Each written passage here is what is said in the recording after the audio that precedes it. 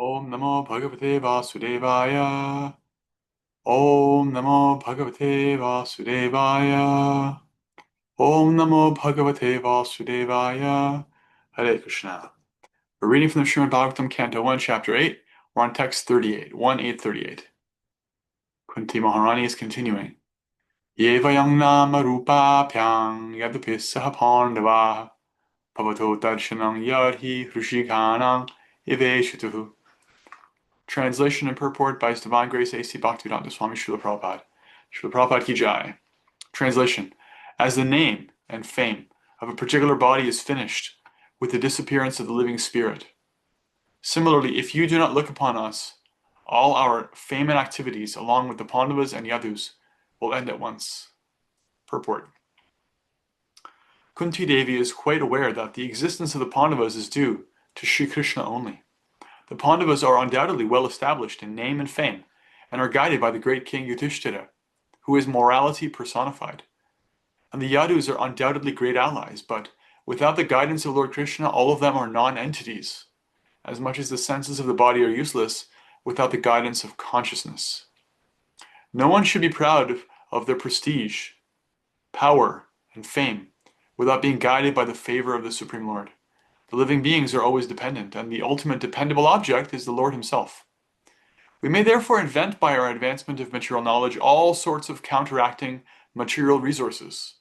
But without being guided by the Lord, all such inventions end in fiasco, however strong and stout the reactionary elements may be. Jai. Om Jnana Timirantasya Jnananjana Shilakaya Chakshurunmilitam Yena Tasmai Shri Gurave Namaha. Vanchakalpatarubhyascha kripasantubhya eva cha patitanam pavanebhyo vaishnavebhyo namo namaha.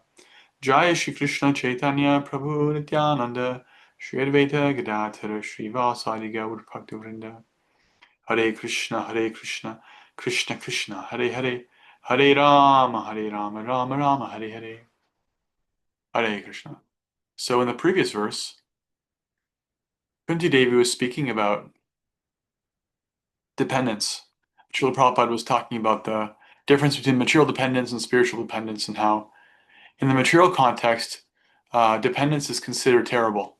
It's the lowest, most difficult thing. It's to be avoided at all costs. But spiritually, it's actually the most safe position, and it's the source of all joy because it's dependence on Krishna. And it's here where Prabhupada is focusing on another aspect of this this point, which is that dependence means that all of the energies that are there, all of the qualities such as fame, knowledge, power, right? These are all Shaktis, they're all energies, potencies. All of them are dependent on the Lord, and that means that their presence in our lives is ultimately a function of Krishna's will. Why is that important? Because especially for the conditioned soul, by default, we are pretty much just addicted to the relationship we have with Krishna's energies. We don't really have like an awake relationship with Krishna. We have this toxic relationship with Krishna's energy. Why is it toxic? Because we're trying to make ourselves the enjoyer of it, and that's our experience of reality. We ask people who they are, what are they, what is their identity, and people will answer in terms of their body, in terms of their ability, in terms of their, knowledge, in terms of their occupation, all different functions of the material energy. So like I manipulate the material energy this way, or this is the combination of material energy that I was born in, and that's how they identify. And we always try to collect, conditioned souls always try to collect Krishna's energy for themselves. More power, more wealth, more beauty, more fame, more renunciation, more strength. So like that, one way or another, we're relating to Krishna indirectly through his energies, and the conditioned soul has this broken relationship that way. And so it's valuable for conditioned souls to hear what is underlying this relationship. Because in our illusion, we like to believe that there's nothing underlying it. That actually it can take it at face value that all of the paraphernalia we see here is there. It's up for grabs. So you can just take it and you can enjoy it. But actually, the attempt to do so fails. We can't actually enjoy any of it. We can't keep it. We can't hold on to it. We can't even really touch it, right? Like, how do you own beauty, right? Like, how do you enjoy that? It's only in the mind, only in the mind. So there's some way of like attempting to believe that there's nothing underlying it, and that therefore we can kind of like, jump into the matrix-like existence of the material world and play out our illusions, our little fantasies. But the Bhagavatam is reminding us that, as Kunti says, if you don't look on us, all of our fame and activities will end at once. She knows. She's not under any illusion. She understands that the good fortune of her family is dependent on Krishna, and all their fame, all the energies associated with it, is dependent on Krishna. And she gives an analogy, just as the name and fame of a particular body is finished when the living entity leaves. Similarly, if Krishna doesn't look on them, if his mercy isn't there, if his presence isn't there, then there's no meaning to any Shakti, right? So what this means is that there is the essential feature or function, and there's the secondary things, right? Just like in our material existence, the essential thing is that we're a conscious living entity. And the secondary thing is that we have a material aspect of our existence. We have a material body, we have a material mind, we have material association, we have material karma. And why is it that one is primary and one is secondary? Someone may think like, well, if they're both energies, the so-called spiritual and the so-called material, they both come from the same source. And why make one higher and one lower? Why artificially do that? Wouldn't they both be equally valuable, important? And Krishna doesn't seem to think so, because he says in the 7th chapter Bhagavad Gita that the higher energy of his is the conscious energy, the living entities. And the lower energy is the inanimate matter. And we can see that the relationship between the two, which he delineates right there, chapter 7, verses 5 and 6, Bhagavad Gita, he says that the conscious living entity can apply their will to energy, to living entities, to non-animate matter. That therefore there's a difference. We have agency. And so we can decide how we use the material aspect of our lives and how we view it. We can either view it as something that exists and it is us and it's who we are and like we have it, or we can view it as an aspect of our relationship with Krishna. One of the aspects. Each one is just another aspect of our relationship with Krishna. They're just different kinds of gifts that we temporarily have. And it's a very sober understanding, but it's reality. So under illusion, the living entity is setting themselves up for a rude awakening. They have to wake up from the daydream of believing that they can hold on to material energy. They can enjoy it for themselves. They can actually like taste that and get some independent pleasure out of it, and then they can have it forever. And it will be proved to every living entity over and over again, and it has been over and over and over again, that that's false. Those ideas are false. They don't hold up. They don't hold any water, as they say. So living entity is constantly coming to this painful awakening. And so what we see in the character of pure devotees is that they've already accepted that which is not palatable to our egos. They have already done the work of accepting that which the egoistic mind recoils from out of fear and loathing and aversion. The idea that, not just the idea, like the stark reality, the very clear, naked reality that we're never, ever, ever going to own and control the energies of the Lord. We never have. And one can do this to the extent that one has a relationship with Krishna. To that extent, one feels safe to do it. Because for a conditioned soul, their standing is really just their relationship with Krishna's energy. As dysfunctional as that relationship may be, and it is, but one cannot give up something for nothing. It's not something we're really built for. You can't give up something for nothing. It's the most difficult thing in the world to ask someone to give up something for nothing. Um, so what we're actually doing in the Krishna consciousness movement is replacing bit by bit. We're giving people the experience of their relationship with Krishna, which is in every single way better than their dysfunctional relationship, their abusive relationship with Krishna's energies, where we try to exploit her and she ends up beating us up because she's asked to by Krishna for our disobedience. We're getting beat up by the material energy, you know, crying and suffering because of the attempt to try to enjoy independently. And so the idea of this verse is Kunti is giving us insight into the consciousness of somebody who's made their peace with this, that they can never have this, because they've actually already realized Krishna deeply. They have a deep relationship. So she doesn't realize that, you know, all the fame and activities and everything of the body is just like ephemeral, just without Krishna. She realizes that it's all coming from him. All of this knowledge is coming to her only because she has a deep relationship with Krishna. In other words, renunciation, the ability to let go, in other words, to let go of our long cherished attempt to lord it over matter, that just comes from our relationship with Krishna. Because when you have a relationship with Krishna, you're naturally becoming more and more attached to that. And then you can let go of the lower things. So she's saying here, Krishna, don't leave. Don't leave us, you know? Don't leave our side. Because Leela asks for it. You know, he has to go somewhere else. But she doesn't want him to leave.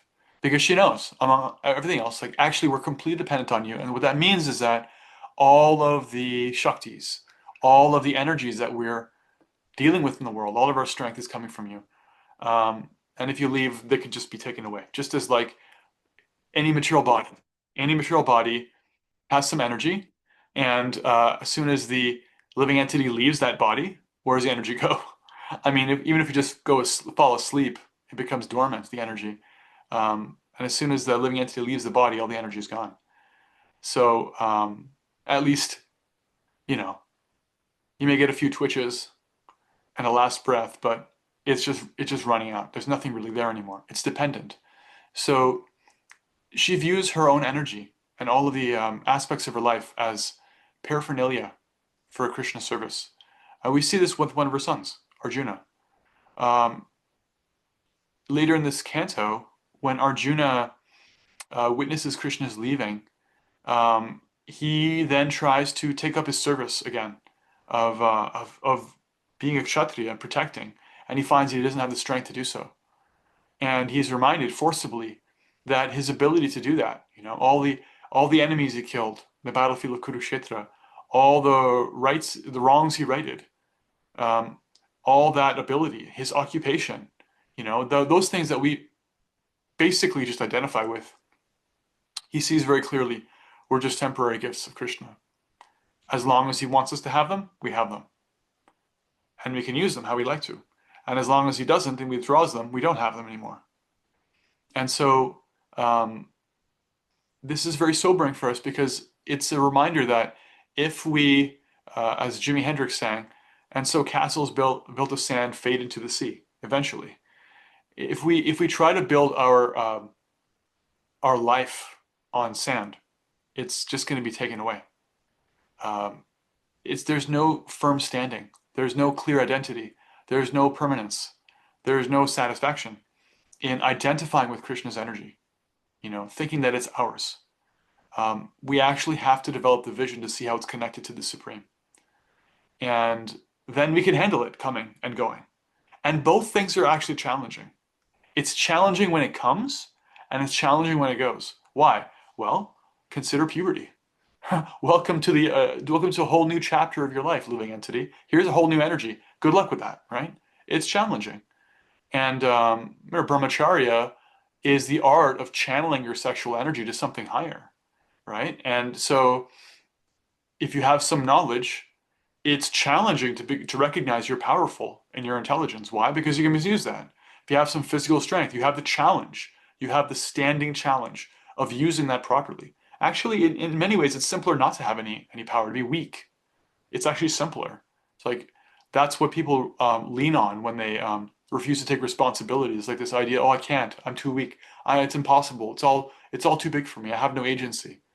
Of course, it's not true, but it's easier to believe that.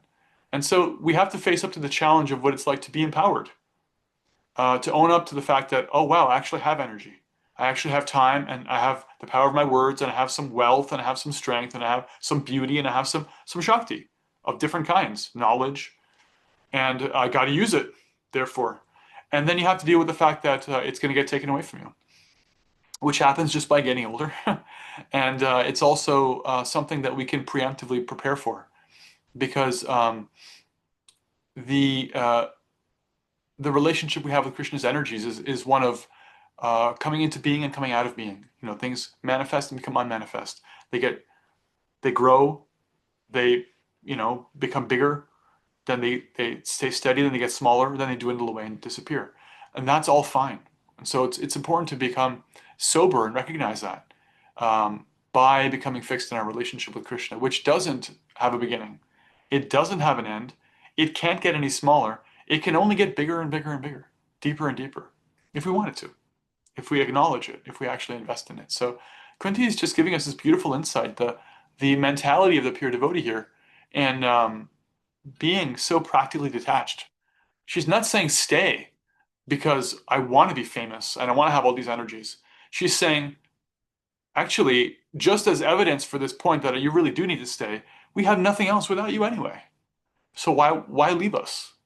And this is a really healthy attitude to take because then one can recognize and ask for Krishna always. If one doesn't have the sense that like, oh, if I have something, it's just coming from Krishna anyway. If one doesn't have that sense, then as soon as you have something, if it really kind of like touches on your karma, oh, this is the thing I really wanted secretly, then it'll just replace Krishna in your heart. It's like, I don't need Krishna.